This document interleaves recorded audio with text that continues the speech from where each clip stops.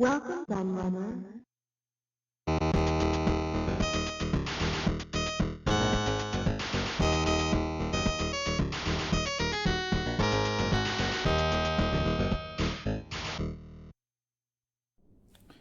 Hey everybody, Q&A the Lair here, and I'm back with another magazine retrospective for you.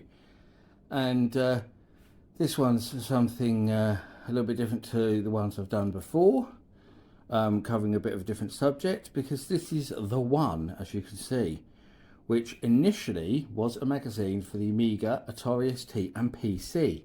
So covering all the three main 16-bit computers of that time. In the UK, obviously it's a UK magazine.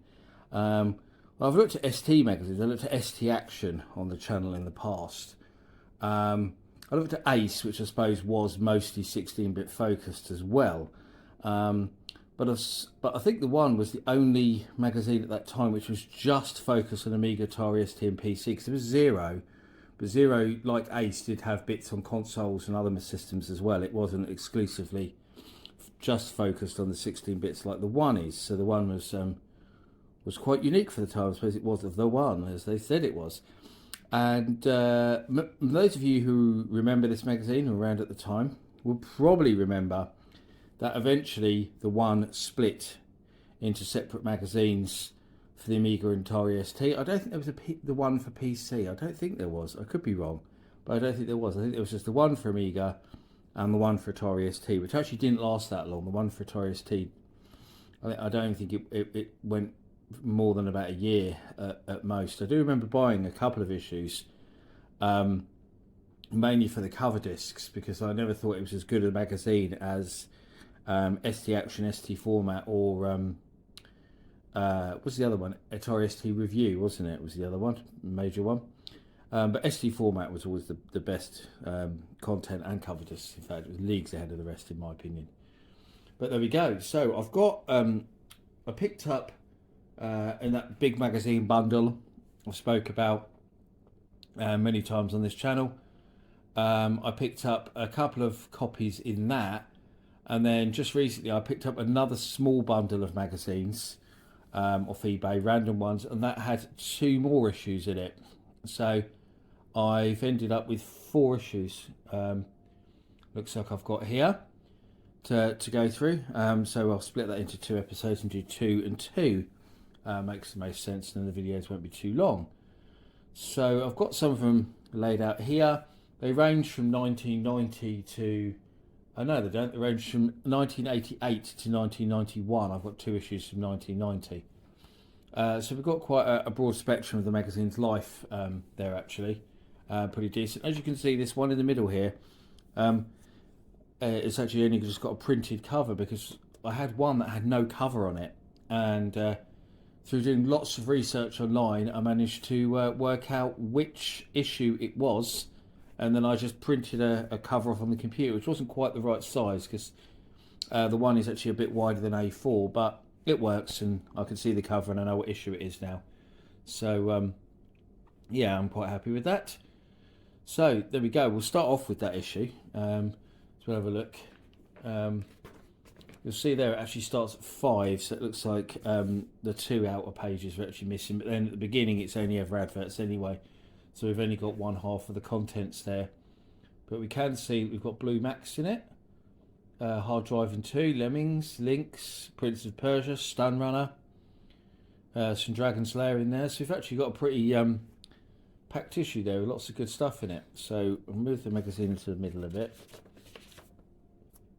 And we'll have a look through it as we go in a minute. But to give you my... memories of the one myself. I mean, I did say that I bought a couple of issues just for the cover discs, but I also do remember reading it quite a bit around a friend's house. I had a friend who was quite well off, and he had an Atari ST himself, but his dad had a company, a printing company, and he had a couple of Atari STs in his office as well, which he used to use the desktop publishing on, and I've got a cat hassling me as well. So yeah, I do remember reading it for quite a while, reading odd issues around his house before I got an ST myself. But so it was never a big favourite of mine. But I know There are a lot of people out there who are actually quite nostalgic for magazines. I found out when I was talking about it in a group, my Atari history group, a little while back. A lot of people were saying how much they liked the one back in the day. So what we got here, this month's cover disc. This one did have a cover disc, and what was interesting about the cover discs on the one is, of course, they were multi-format. So you had Amiga on one side of the disc, basically, and ST on the other side of the disc, which was pretty clever, really, to cater to both parties. But if you bought this magazine because you had a PC, you're probably a bit buggered. It wasn't so great for PC owners. But then, I suppose back in sort of 1990 sort of ish time, is this the 88? No, this is the 1990 issue I've got here. What? Didn't look at that again, actually. On 91 this issue. But yeah, I mean, in 91 the PC wasn't seen still really realistically as a games machine. It was very expensive. It was starting to get some good games around this time, but nobody really saw it as a games machine really until Doom came along, to be honest. That's when people started to buy PCs over other formats. There's our top 10s. The top 10 for the Amiga: F-19, Stealth Fighter and Lotus Esprit Turbo Challenge, Treasure Island, Dizzy. Advanced Fruit Machines. The Codemasters doing well in that chart, aren't they? It's got London, it's got Germany in there, that's strange. ST, Stealth Fighter, Turbo Esprit, Kickoff 2, Treasure Island, Dizzy. It's actually pretty similar, actually. Advanced Fruit Machine, and that's got the top 10 in France for ST there, little there, because the ST was really popular in France. So Shadow the Beast, Gold of the Aztecs, Nightbreed. So the French chart is actually very, very different. Top 10 for PC. There's little bits of news alongside this. So Hitchhiker's Guide to the Galaxy, PJ Tour, Golf. That tells you a lot about the PC at that time. A lot of the people using the PC were people who used them for business, and then maybe played a few games with them as well. This is my cat Rufus. He's decided that he's going to come in and have a look at the video. There we go. As you probably heard shouting a minute ago. He hasn't quite walked right to the camera yet, but he's having a good sniff around these magazines. So we might see him.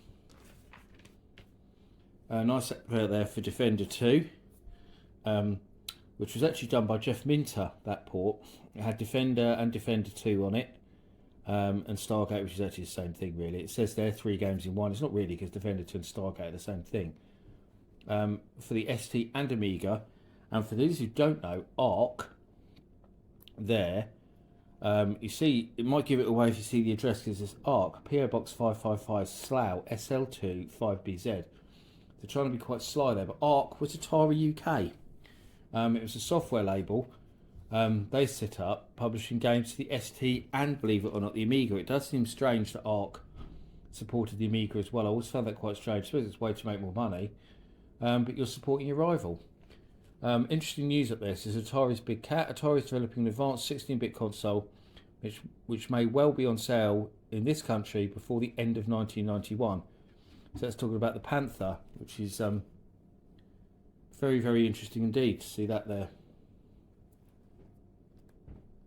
I might have to get a scan of that actually to add to my archive of Panther stuff that I've got that I used when I made my video on the Panther. So stuff about System 3, so Putty, Silly Putty, Last Ninja, is that 3? No, it's the Ninja Remix. Advert for DuckTales there. Amiga PC, Atari ST. Commodore 64. I don't believe the Atari ST version ever came out. Pretty sure it didn't. Hard Driving 2, Drive Harder. Spin Dizzy Worlds. Some more news about French gamings. Gaza 2. A right, nice double page Golden Axe advert there actually. Very nice indeed. Sensible approach to strategy. So that's an article on Mega-Lo-Mania. Good game that. Crime Doesn't Pay. Running the Gauntlet, so little article on the making of Gauntlet 3. Which is not the same Gauntlet 3 as Atari made for the Lynx, a different game, which gets nice and confusing. Advert for 9 Lives, another ARC game. Gauntlet 3 was alright, but the problem with the isometric perspective that it took on was it meant you didn't actually get that many enemies on screen, so it didn't actually feel much like the original Gauntlet. The 8-bit versions in particular were quite slow. And then this preview here for Turrican 2, The Final Fight. Very cool game indeed. The ST version in particular is excellent. Has some really amazing music by Joachim Hippel. Really good. Lemmings. They gave it 96% on Amiga, but then it says it's also out on Atari ST and PC. Yeah, what more can you say about Lemmings? I think everyone knows about Lemmings and what a great game that is. Lots of stuff about Lemmings. Battle Storm, remember that. Carve Up, that's a cool design game. Simulacra, that was a really good game, Simulacra. I remember getting that for the ST, it was really good 3D game. So there's a review of Stun Runner. So this looks at the Amiga ST PC. They reviewed it on the Amiga, gave it 66. I've got the ST version and I bought it back in the day before getting the Lynx version later on, which is much better, of course. It looks great, especially in still images, Stun Runner on the 16 bits, but it played far too slowly to make it enjoyable. Unfortunately, it just was not fast enough. Because the thing about Stun Runner is the speed. Nice Pang advert. Brit Dangerous 2, a good sequel to an already good game. Christmas Good Games Guide. Midwinter, F19, Brit Dangerous 2. I think that's an advert by the looks of things. Seems they all seem to be by the same publisher, Microstyle. Paradroid 90. I liked that. It's got mixed opinions, Paradroid 90. It's quite different to the original Paradroid, but I actually really liked it. That page is a bit folded over there. Driving 2 Drive Harder. They reviewed the PC version there. I haven't seen them review the ST version, I think, yet. They liked it, 86. Again, I think they're good, but they're a little bit slow maybe. Captive Battle Command. Lots of efforts. MiG-29 Fulcrum. They reviewed the PC version, 89. It's quite good. Oh, cool advert for Rick Dangerous 2 there, like a comic book, very good. Alpha Waves, that's the PC they reviewed there. Prince of Persia, again, it's the Amiga version they reviewed. The ST version wasn't out at that point yet. Here comes Rufus. He's decided he wants to be on camera. 93 for the Amiga version. I think we all know about Prince of Persia. Not a lot I can say about that. Another nice Sega-related advert. US Gold's Line of Fire and Eastwat, although both conversions were really poor. Played them both on the ST and they were terrible, terrible ports, both of them. Far too slow and played like crap. And there we go, Blue Max, which is not the same Blue Max as on the Atari 8-bit and Commodore 64, just to confuse you all. That's actually a flight simulation from... it's Mindscape. I thought it was Microprose. Most of them were Microprose back then, weren't they? That's the PC version, 90. Corporation. Advert. I was talking to Microprose. PC Leisure. Lynx Golf. That's on PC. 89. I remember playing that actually on a PC in a shop. I can't remember what shop it was. I remember playing it on. It was a computer shop of some kind who had I think it was an Amstrad PC I played it on. I can't remember what shop it was. Huge International Soccer, Viz. I quite liked the Viz game, it's quite funny. Swiv, great game. Oh, there's some sort of tape or something on the page here. Another Microprose advert. They certainly put a lot of advertising revenue to this issue, didn't they? An article by David Braben, which is quite cool to see. He's talking a little bit about the CDI down there, which is interesting.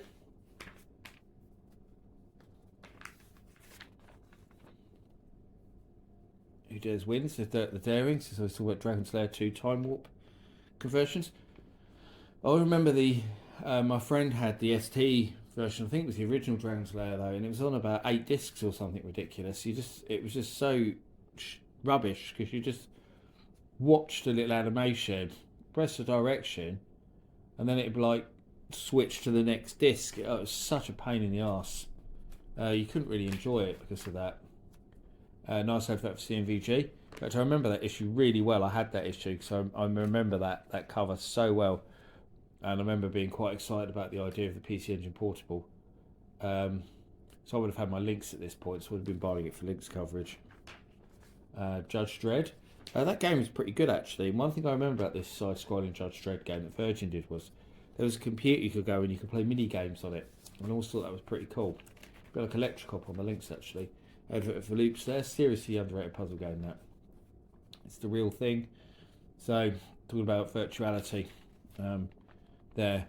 Who would also, of course, go on to do the unreleased Jaguar VR helmet as well. So that's that issue out the way. So what issue we got next? This is December 1988. This issue got a bit folded. It was a stupid way the guy posted it. They were all kind of just squeezed into this box, and a lot of them were crumpled up. The magazines that were in it. It was annoying. This is one from the second lot, I think, that I got. Anyway, this is December 1988, so it's quite a bit older. So the other issue is £2.50. This issue is £1.50, so it went up quite a bit in price over its lifetime. But then the other one had a cover disc, I believe, whereas this one doesn't. This is pre-cover disc. There doesn't seem to be any bit there that says it had a cover disc on it. But I remember this cover really, really well, this Batman cover. So I'm guessing that I probably read this magazine around my friend's house because I just remember that cover really vividly. Using the graphics in the game, I think that's pretty good. What else we got in here? A wall planner, apparently. Flying Shark, Turbo Cup. Falcon, which was long regarded as the best 16-bit flight sim. We've got Operation Wolf in there as well. So this one opens up with a great advert for R-Type there.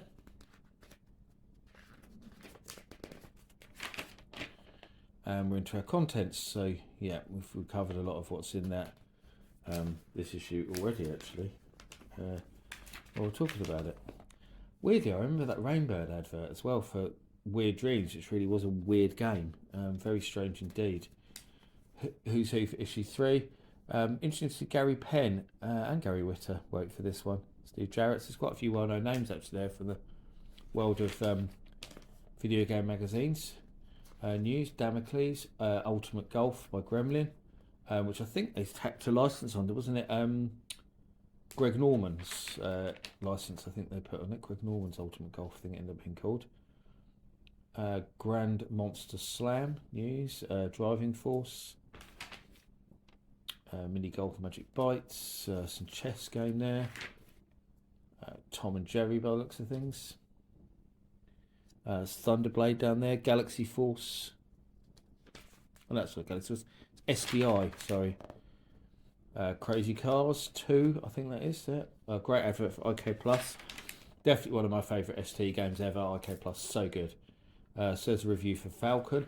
I think with this being an older issue, this will be more games reviewed on ST. So it was a single one in that last issue that was reviewed specifically for the ST, and there we go, straight away ST, 93%. Falcon, the ST version of Falcon's better as well, widely regarded as being better because it's faster and smoother than the Amiga version, because the ST is actually a little bit better at handling polygons due to the faster CPU. But there we go, nice to see some more ST-led games. Cool advert for Thunderblade. Always remember this, the Pepsi Challenge Game of the Year. And I always thought that was strange, the Pepsi Challenge thing. Review for Return of the Jedi here. Actually, you notice there straight away, I said about the price difference, but some of this issue is, a lot more of this issue is in black and white. The other issue we looked at, I don't think any of the reviews were in black and white. The only bit that was in black and white was towards the back where we had adverts and tips and cheats and stuff. Whereas this has got reviews in black and white, which is a bit strange really when sort of the 16-bit computers were all about the colours they could do and they've put reviews in black and white. It looks a bit rubbish, to be honest. But there we go, Return of the Jedi, 66 on the ST and 66 on the Amiga, the same on both. I never thought Return of the Jedi was a particularly good game, either in the arcades or the home, especially after having played Star Wars The Empire Strikes Back, because weirdly, they're out of order on the home systems. They don't follow the same order as the movies, but Star Wars and Empire Strikes Back with the same vector based shoot 'em ups use the same arcade hardware basically. Return of the Jedi was totally different, being isometric and looked to use the same hardware, I think, as Paperboy, similar viewpoint and stuff as well. Batman the Cape Crusader by Ocean. Really good Batman game that. I really got into that back in the day on the Spectrum, though, is where I played it. Absolutely loved it, to be honest. Really good game. So the ST and Amiga both got 84. Electronic Arts Software Centres. Is there any where I lived? Let's have a look.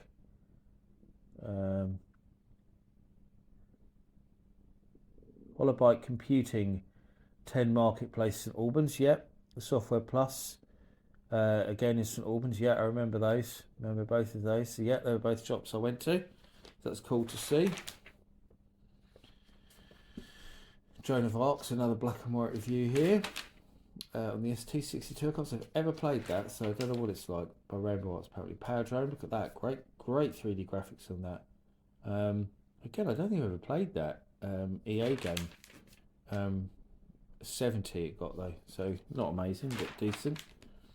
Turbo Cup by Laura Seals. There's the actual car, so this is based on a whole real thing that they did, sponsoring a racing driver.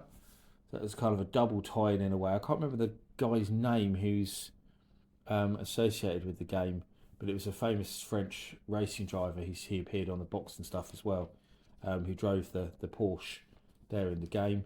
They gave it 78. It was a decent racing game, and I quite liked the viewpoint because it was actually quite different to other stuff at the time. It had some very nice graphics, it has to be said. There's an advert for Batman. Artura. Had that on the ST back in the day. I bought it on budget. That Pocket Power range they did, where the discs were like $2.99 or something stupid, and it was just in a little plastic case. They used to sell them on the counter of a computer shop that I used to go to. I always used to buy some because they were so cheap. And of all the games I bought on that Pocket Power range, I think Artura is probably my favourite. I really liked it. It had fantastic music as well. They only gave it 51. I remember it getting some good reviews, some poor reviews, but I always really liked it, personally speaking. Garfield. Certainly looks good. Don't think I've ever played that though. That's the Amiga version, 74. Dungeon 2. There with Wolf from Gladiators, of course. Sorcery Plus. 56.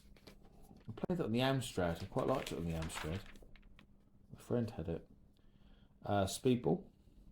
The original Speedball. That's a player's guide. Looks like someone pulled that out, obviously to use while they were playing, which is quite cool, but you put it back in. So that's good. The original Speedball's good, but Speedball 2. So I can't go back and play the original Speedball because Speedball 2 just improves on it in every single way. Crystal Hammer. So it's the amount of black and white reviews is actually quite surprising. So that's just like an Arkanoid rip-off by the looks of things. 41. Yeah, it's certainly nothing original. Galactic Conqueror, which I'm not familiar with at all, but it looks like it's a total rip-off of Galaxy Force by Titus. Titus did a lot of poor rip-offs of other people's games. So the one they did, it was Afterburner, Hellfire Attack, ripped off Afterburner big time, just changed it to a helicopter. Purple Saturday, which I can safely say is one of the weirdest games I've ever played in my life. Such a strange game. Never really got what it was all about. Just strange. Trivial Pursuit, A New Beginning. Yeah, I don't know why you play. I also say this about stuff like that. Why would you play a board game on your computer? Just play the board game. It's a lot more sociable and interactive.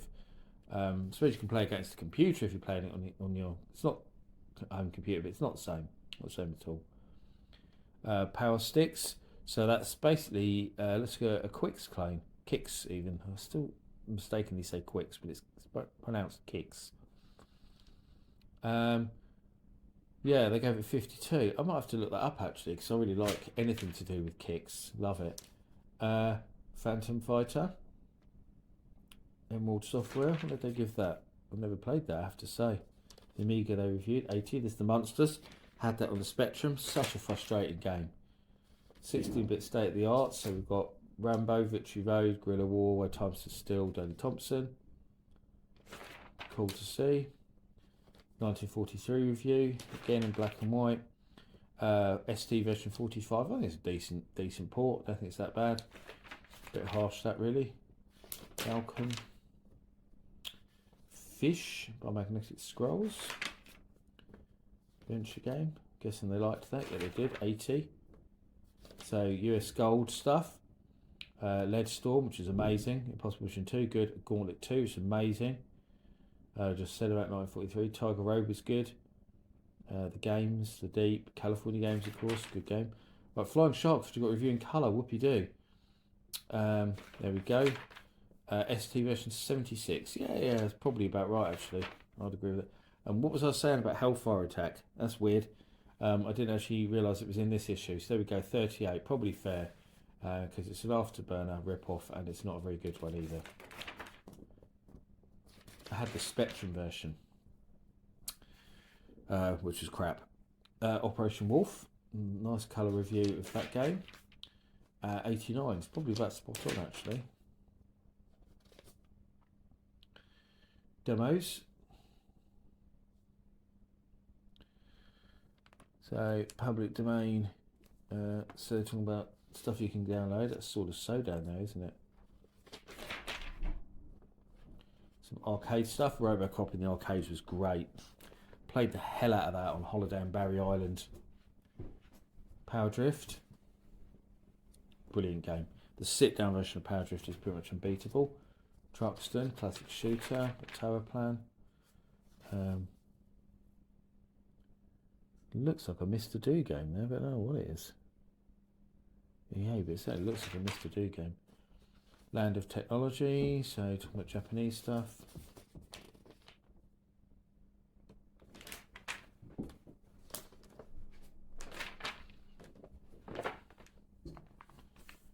And then we go into an Operation Wolf adverts. That's all of that issue.